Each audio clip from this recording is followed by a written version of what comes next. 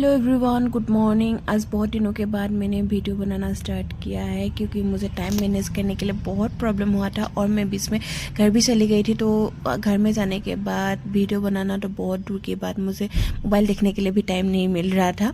तो आज मैंने सोचा थोड़ा वीडियो ही बना लूँ। चलो तो फिर वीडियो को स्टार्ट करते हैं। मॉर्निंग ब्रेकफास्ट पहले बनाया मैंने। ब्रेकफास्ट में आज बनाई थी पोहा। पहले मुझे ना साउथ इंडियन का डिश इतना पसंद नहीं था कि उसके बाद मुझे आजकल बहुत ही पसंद आता है अभी खाने के लिए ना साउथ इंडियन का डिश।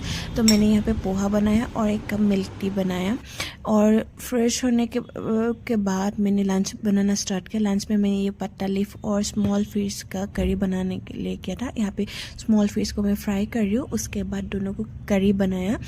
उसके बाद लंच करने के बाद थोड़ा रेस्ट करने के बाद मैं जिम चली गई थी थोड़ा वर्कआउट करने के लिए। उसके बाद मैंने आया, थोड़ा टी पिया और